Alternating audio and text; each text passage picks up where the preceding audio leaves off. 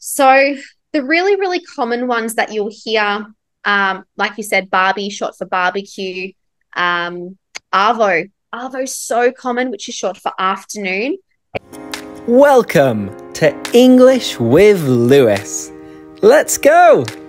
Hello, everybody, and welcome once again to English with Lewis. And it's another week, which means another guest. And this time, our guest is from a country that is very big, very beautiful, famous for barbecues, for beaches, for many, many amazing things. Of course, it is Australia, down under. So, Amanda, welcome. Thanks, Lewis. Thanks for having me.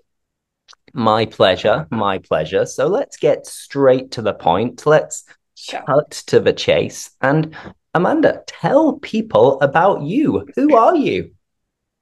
Yes. Okay. So, as you've so kindly introduced myself, as Amanda, that's my name.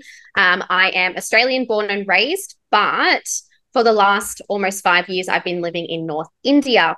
So, I moved here to get married. My husband is Indian, and I sold everything in Australia to move here, and I've been here ever since. So, when I lived in Australia, teaching was not something I did. My work experience, my higher education was in hospitality management and in particular hotel management. So I worked in hotels for a number of years, hospitality industry for like 15 years. But when I came to India, I actually wasn't allowed to work for a period of time because of visa restrictions. So eventually I was able to work and I found a platform called Cambly, which is Uh-huh. marketed as a conversational English platform. And I thought, fuck it, I'm just going to apply, see what happens. Because I like talking, why not? And so I applied, I was approved in 24 hours. And then I thought, all right, I guess I'm going to start doing this. Uh-huh. And it was just more of just a hobby, something to pass the time because at that moment it was the start of COVID. So maybe 10 months into COVID. So we weren't allowed to travel. We couldn't do anything. I was missing social interactions with people. So it worked out really well, but the pay was not the best. So then I started looking for alternate platforms where I could set my own rates. And I came across one called Amazing Talker, which is similar to Preply and italki, those kind of marketplaces where you set your rate, you set your own hours, and then people can search you through, hundreds of other teachers that Mm-hmm. teach English. But then I started to notice people were booking me just because I'm Australian. And they were asking me questions about the Australian accent and slang and building confidence in Australia because they were either living in Australia or wanting to move to Australia. And that's when I realized that there was a huge gap in the one-on-one online teaching market in Australian English. Like, I'm sure that people who are watching know that you can find plenty of American English teachers, British English teachers, but it's very hard to find Australian English teachers that focus on Australian English, whether it be culture, slang, facts about Australia, that sort of thing. There's a few different people that have online courses that you can do in these sorts of things, but a lot of people want that kind of one-on-one interaction, which, yeah, not a lot of people do that. So I was like, all right, that's it. I'm going to do this. So that was at the end of 2022.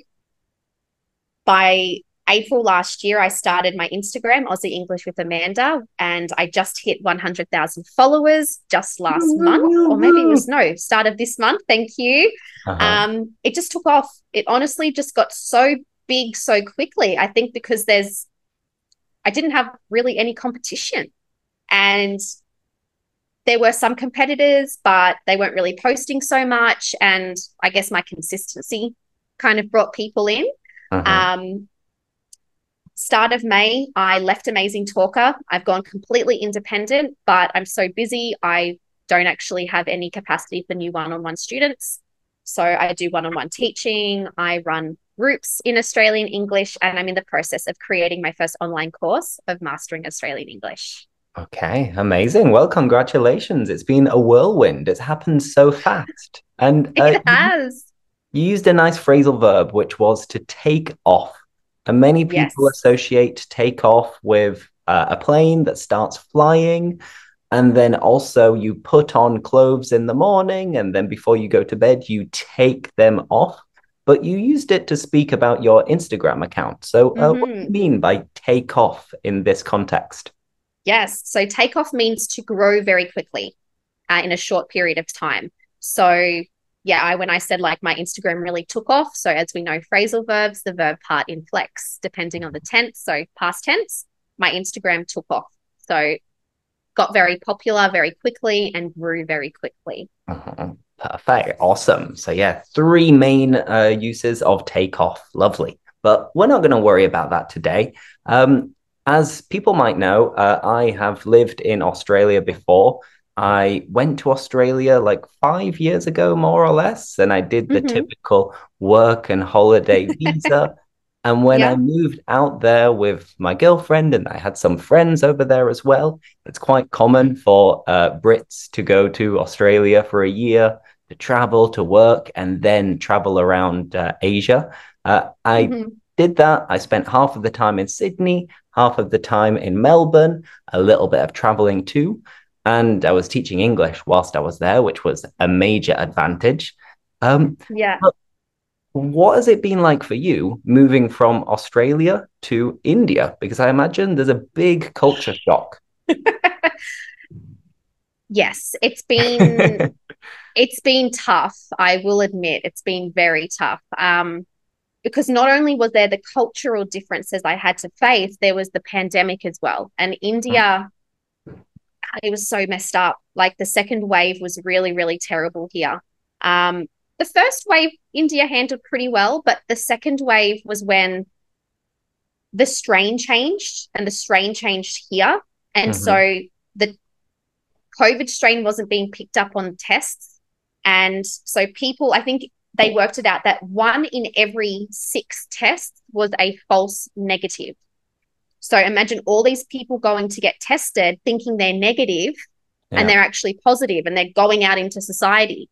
And this was the one affecting the chest as well. So people needed to go to the hospital. They needed, to get on the oxygen. Hospitals were running out of oxygen.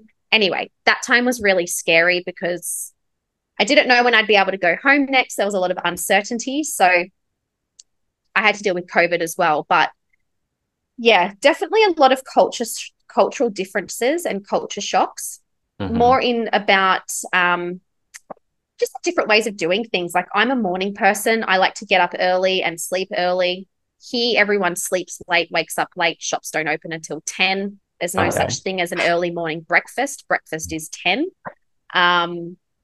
People don't really have routine and structure here, and my husband doesn't. And I'm someone where I have everything on schedule. So no time punctuality either. So if someone says to you, I'll just be 5 minutes, it could be 5 minutes, 10, 20, an hour. You don't know. And do they let you know? Like if they're running late, they say like, oh, I'll just be 20 minutes. No. No, they'll just keep saying 5 minutes. Yeah. Where are you? Oh, Panj minute, which means 5 minutes in Hindi. Panj minute. And I'm like, you just said 5 minutes 20 minutes ago. So is it 5 minutes? Yeah. Yeah. So that's been probably the hardest thing because it's not like that in Australia at all. If you're late, you give a very direct answer about, look, I'm sorry, I'll probably be about 20 minutes. And you kind of over exaggerate because then if you get there early, it's like, oh, she said 20 minutes and she's here in 10 kind of thing. So what's she doing? Yeah. Perfect. Yeah. And obviously Indian food is very common in the UK, across the world, really. But I imagine the Indian food that we have in Australia or England is quite different to the Indian food you have in India. Is that the case? Yeah, it is. So chicken tikka masala was created by, I think, like a Scottish-born Indian dude. Butter chicken as well. I think, I think butter chicken also was created in the UK somewhere by Indian origin person. Yeah. Those were created to kind of like soften the blow of chili a little bit. Here, the thing about India is that every state really has its own culture. So I live in the north in a state called Punjab. So the food or the cuisine of Punjab is very different to, say, the cuisine of South India. So language is completely different in North India compared to South. We went to South India a few months ago, couldn't understand the locals at all. I'm learning Hindi, so Uh-huh. I can navigate around quite comfortably around North India with my Hindi skills. But it was so hard being back in South India where people had broken English, not like a lot of English skills, no Hindi. So yeah, back to your question about the food. Sorry, yeah, the food is very different Mhm. because it's all regional too. Yeah, it sounds amazing. I'd love to go. I've never been to India. Obviously, it's an enormous country, the most populated on planet It Earth. is. So Uh-huh. there's so much going on, so much to see. I Yeah. think I'd get a little bit stressed by maybe the chaos in the cities. From what I've seen Oh, on like yeah. documentaries, there's like constant Yeah. noise, people around you. You don't have a lot of personal space.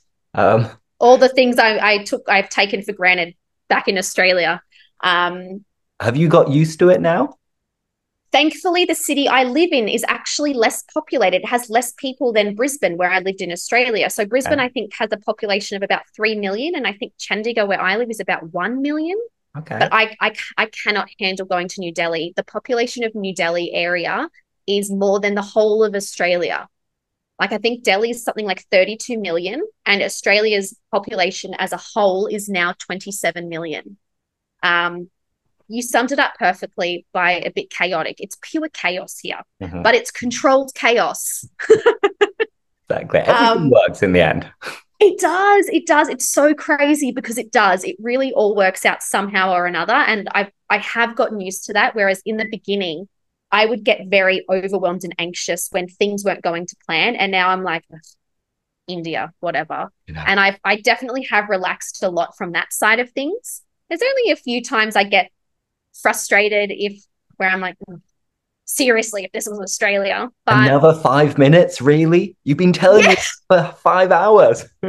I know, 5 years I've been here and I still, when people say 5 minutes, it still gets me. And I know it's not five. Like that's the trigger. But It one more is. question related to India, and then we'll move on to Australia. Sure. You said that you're learning Hindi. Yes. How's it going at the moment?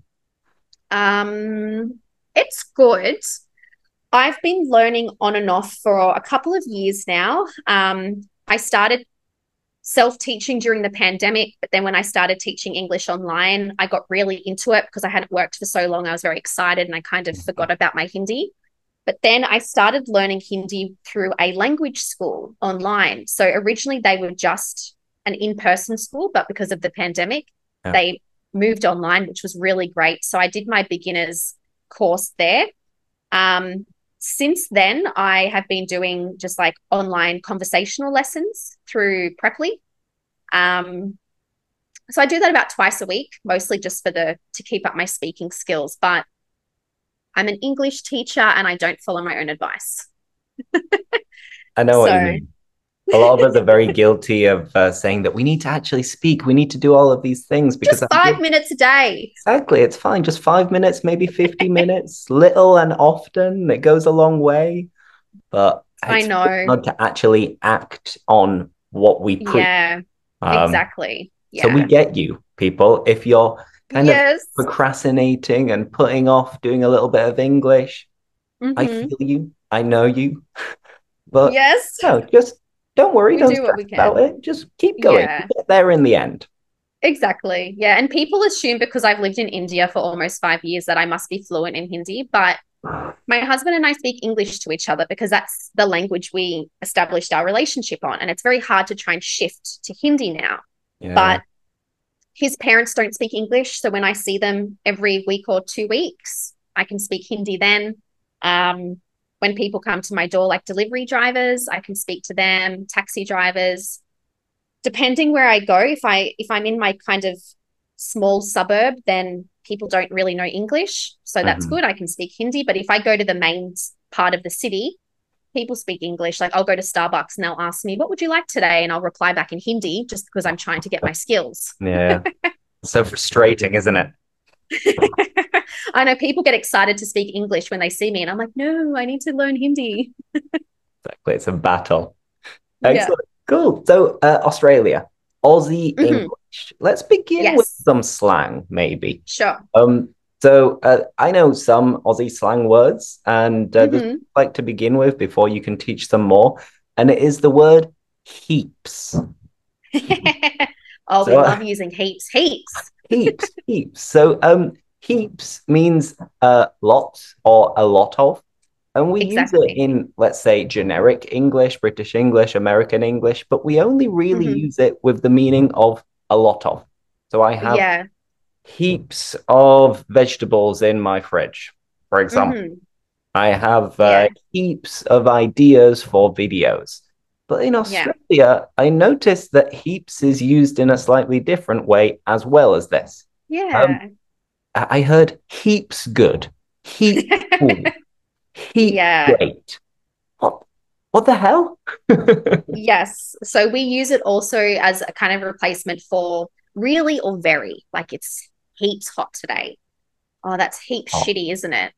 Like, oh yeah, it's heaps good. Like that's really good. That's it's really hot. So yeah, we use it a lot. so instead of really, instead of very, if you're going to Australia and you want to impress someone and show off a little bit, you can be like, oh wow, it's heaps sunny today, mate. Exactly. Yes, exactly right. Yeah. And it's one of those words that Aussies don't even realize is an Australia only thing until they start traveling more.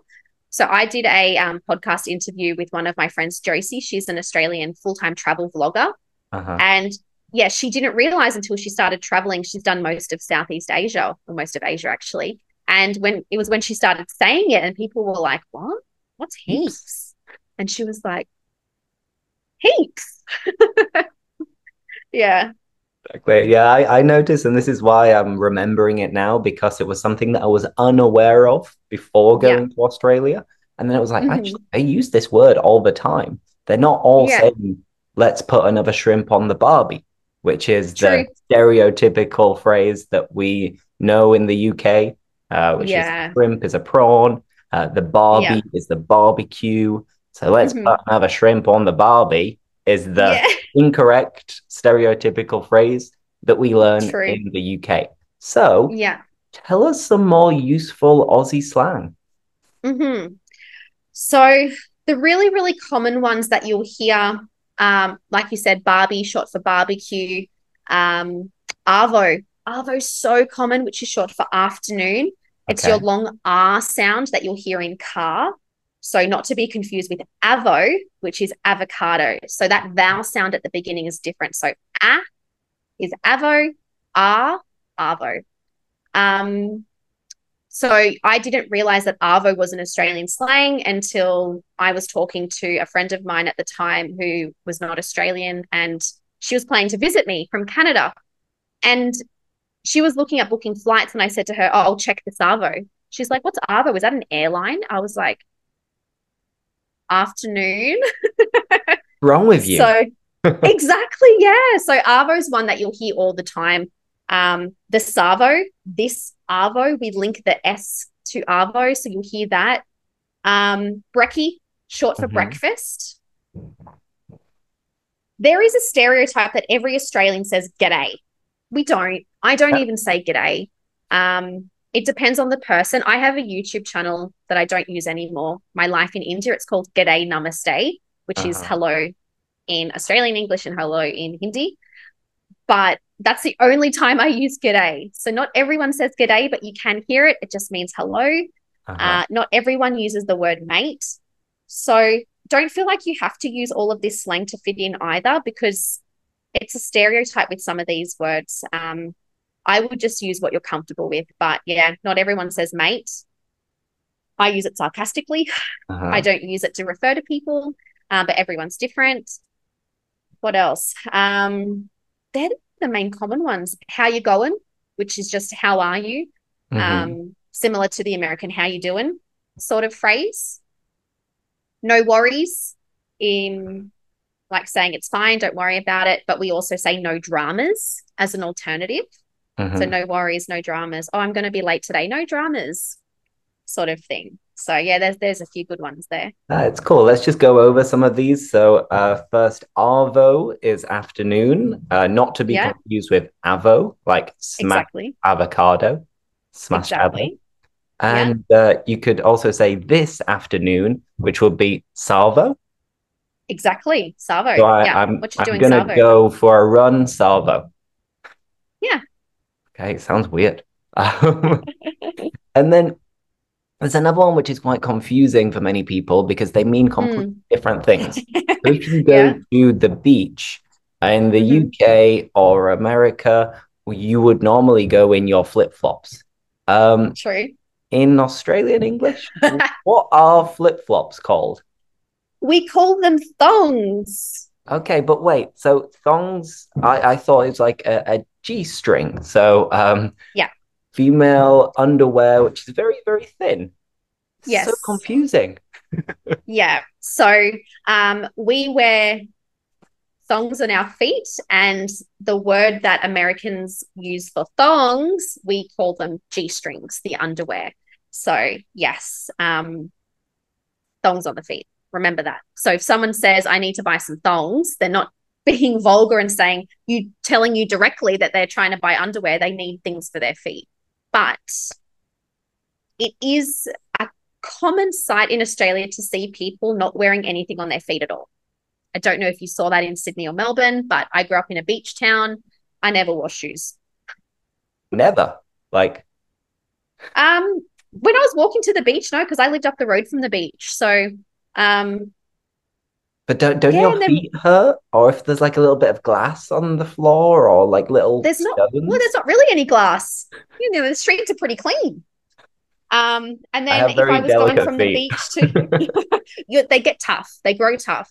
So Exactly. when you go from the beach to say the fish and chip shop across the road, because of course you're going to buy fish and chips to eat on the beach, Uh-huh. people walk around in like, you know, their swimmers or like their, if it's a boy, like their board shorts and they're, you know, they got their towels and they don't wear anything on their feet. I used to see people riding their skateboards with no shoes on because they're Hmm. going from the beach with, they've got their surfboard under their arms, no shoes, skating down to the beach. This is a very kind of Australian stereotypical image. People with the It is. surfboards going there without any shoes, the long curly Yeah. hair as well. Yeah. But again, I will just reiterate I'm from a very small town. The population when I was growing up was like less than 5,000 people. So Okay. this is not like you're not going to see this in Sydney, for example, like in the middle of the city. So yeah. Awesome. Interesting. No drama. Yeah. No Yeah. worries. Yes. Perfect. So moving on from the Aussie slang, let's speak more about Australian culture, history. When you're Hmm. teaching Australian English, usually your students, what are they most eager to learn about? Mm. So it's a bit of a mix. I have a lot of students who are really interested in improving their pronunciation to sound, I Mhm. guess, more Australian, just so they're more understood in the workplace or speaking to people day to day. So Yeah. I do Australian English pronunciation lessons. I actually created a course called Exploring Australian English and Culture, which is kind of like a bit of an all in one. So every lesson has a little section on the Australian accent, so a different feature of the accent and connected speech. Then there is like the main topic of the lesson, and then the lesson ends with a section on slang and some discussion questions. So every lesson is a different topic, whether it's Australian history, culture, Indigenous history and culture, art, music, people of Australia, wildlife, that sort of thing. So that course is actually quite popular with one-on-one students because it gives them kind of a bit of an all-in-one introduction to Australia and history and culture. Excellent, interesting. And many people who are watching or listening to this, the one thing that people are afraid of when it comes to moving to Australia is all of the creepy crawlies, all of True. the snakes and spiders and Yeah. things that can kill you, because it Mm-hmm. seems like everything in Australia is deadly. Um, Yeah. what's Like it like? I think most of the world's most poisonous snakes are in, or venomous snakes, sorry, are in Australia. Exactly. You Um, have to be crazy to go to Australia. It's what the Look, hell? again, I think it really depends on where you are. As I said, I'm from a small town. It wasn't uncommon for me to see spiders. My dad has a snake that hangs out sometimes, like on his like back deck. Okay. And the last one he sent a video of, it was 8 feet. Um, so yeah, but that's a small beachside area, regional Australia, a lot of bushland. And I remember sharing a video on my Instagram of the snake, and I had someone message me. She's an English teacher as well from Melbourne, and she's like, I've I would move. I've never seen anything like that before in my life. So she was from close to the CBD, so the Uh-huh. Central Business District. So in like the direct city center, like kind of areas, you're not going to, I don't think, really see snakes. Probably, yeah, some lizards, some, maybe some frogs, some spiders. But as for the big like snakes and things, they're more outer areas. Yeah, yeah. I mean, it's kind of scary and traumatic. I must admit that I'm not a fan of spiders or creepy crawlies Yeah. in Did you see general. any? Not too many. As I said, I was like 5 months in Melbourne, next to the CBD, five Yeah. months in Sydney, also the same thing. And we saw Yeah. some little spiders, none of the really big, huge ones. Uh, Yeah. but even still, whenever I saw them, I'd like, what's going on? I'd like scream and shout. But I Yeah. think it's reassuring to know for many people that if you go and you stay in the big cities, you're probably not going to see that many more creepy crawlies than you would Yeah. in your home country. In particular, Yeah. True. snakes. I didn't see any snakes at all. Yeah. Thank God. Um, but I think the further you go out of the city, the more likely it is that you will see these kind of horror videos of huge True. huntsman spiders that are like as big as your chest, that then you kill them and then they spawn into five more spiders. And this is like the stuff of absolute nightmares, but it's not Yeah. like that. In the city, True. it's fine. Yeah. Yeah. Yeah. Very true. And actually, one of my students, she was originally from Poland, and then her and her family moved to New Zealand for years, and then she moved back to Poland. Uh-huh. So last year she went on a family trip with her Polish husband, their two daughters, and her one of her daughters was just terrified, thinking they were going to see all these creepy crawlies and insects and snakes and bugs. And they spent time different parts of Australia and they hardly saw anything. The daughter was really shocked because she had Uh-huh. this image that she was going to see all of these kinds of insects and creatures, but she didn't. It was fine in the end. So yeah, Exactly. people go to Australia, you'll have a great time. It's fine. And you can have Yeah. fish and chips like in the UK. It's very common to have a Yes. lot of English food, right? Yes, yes. There's definitely things Yay. that have still stuck around from the Brits, that's for sure. We just don't have peas on our fish and chips or with chips. Mushy peas. And I love food. We mentioned the Indian food that you have in Hmm. India. Typical Australian dishes. What are the most commonly eaten ones? What is Oh, Aussie food? look, honestly, everything that I'm going to say comes from somewhere else. So, um, Australia is a really multicultural country. Really, white Australia, or let's say Australia as we know it after colonization, it's only been around for like 250 years or something Mhm. almost.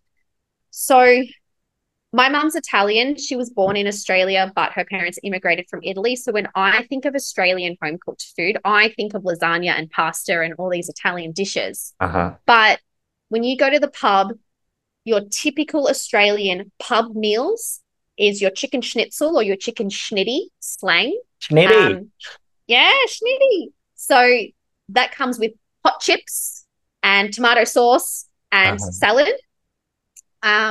And schnitzel, I think, comes from Germany. It's a Yeah, European Germany thing. or Austria, maybe both of them. I'm not really sure. Yeah. Then you've got your chicken parmigiana or your chicken palmy or parma, Okay. depending on the state. It's an ongoing battle Yeah, yeah. as to which one's right. But your chicken palmy is basically your chicken schnitzel with some pasta sauce and melted cheese. Um, you can get some varieties, which can be like a piece of pineapple or a piece of ham as well. So that's the second one. The third one is your T-bone steak or just a piece of steak with salad and chips. So they're the three Aussie meals you can get at the pub that are really common with your fish and chips. Otherwise, something that I think is also, left over from colonization is something called your meat and three veg, what you cook Mhm. at home, which is a piece of meat, three different types of vegetables. Okay, and do they have to be any specific three types of vegetables, or you Just can whatever you mix feel it like. It's up? just a variety. Might be mashed Yeah. potatoes, some boiled carrots, and some peas or some grilled beans. And then the Uh-huh. next night it might be like a piece of corn and mashed sweet potato or something. Immigration is amazing, right? So we don't always have to eat this food. Like when I was in Australia, the Italian food was great, the Vietnamese, Taiwanese, Yeah. Chinese, Japanese, Indian, all of the variety of food that you can have as well. Greek food, I think, is quite common in Yeah. Australia too, because of a lot of Greek people who moved out Yeah. there. So Yeah. luckily, we don't just have to have the food that the Brits gave Australia, because then it'd be a True. sad, sad life. Yes. Yeah. Well, actually, my mum's Italian, but on my dad's side of the family, there's where I'm a British heritage. So my Uh-huh. granddad is from England. So him and Gran met during World War II in Sydney.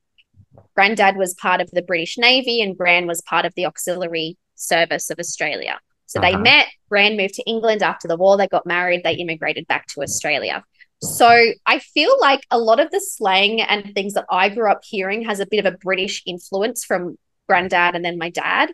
But Sunday roast is something our family grew up with, which is definitely a British thing, like Yeah. your Yorkshire pudding, your lamb roast. Yeah, definitely something we grew up with, and that's more of the British side. Uh-huh. And this is good. This is good. It's tasty. If you have a good cook, they can make it good.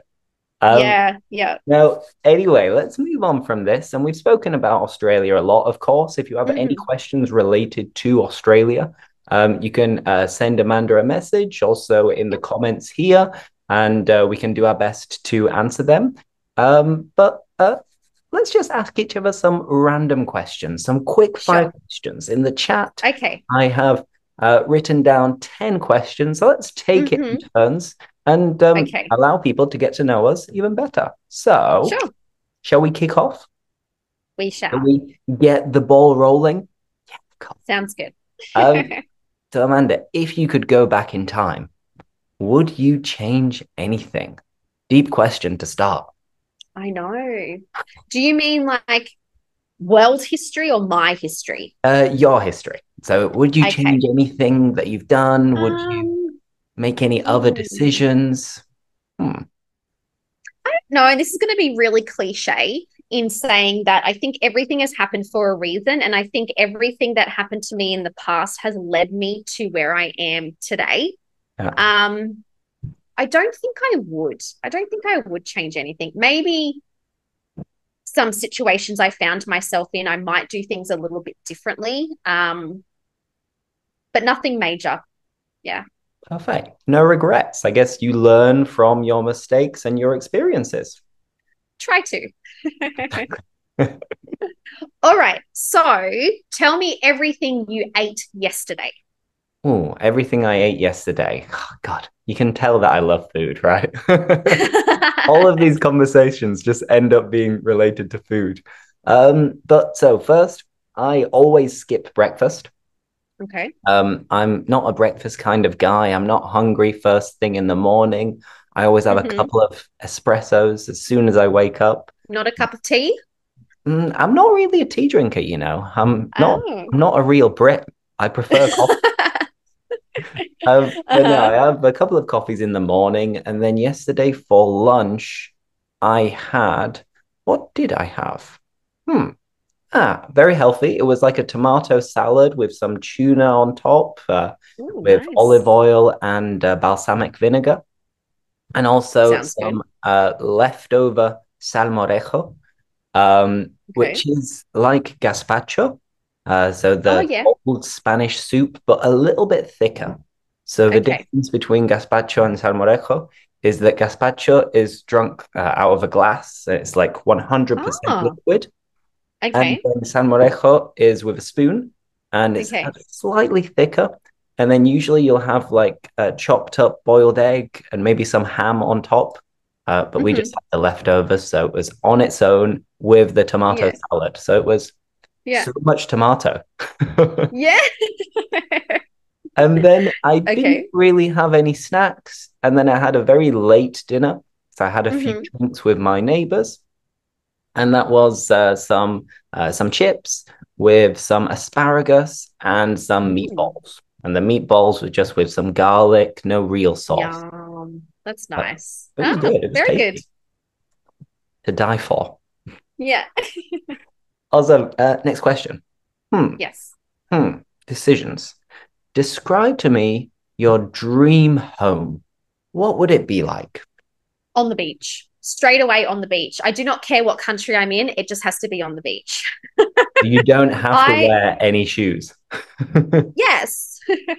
Look, I don't know if you've heard this before, but you're either a beach person or a mountain person. I hear that a lot Yeah. being here in India, where we live closer to the mountains. We went to a beach destination a few months ago down in South India, and we took two flights to get there. We went like 3,000 kilometers. I almost went halfway back to Australia to get to the beach. Um, so yeah, my dream home would be a house on the beach. I don't even really care what the house looks like. It's more about the Uh-huh. location Okay. So it could be a little hut, a little shack, with a just backyard. okay. So Yes. So I do backyard. care about something. Backyard Okay. on the beach. Yeah. It's all about the outdoor space, right? Do you think It this is like is. an Yes. Australian thing that maybe you grew I up think spending so so. much time outside? Yeah, yeah. So Australians are known for their love of the great outdoors. So being outdoors, sports is a huge thing. Weekend sports. Like I grew up playing both AFL and soccer.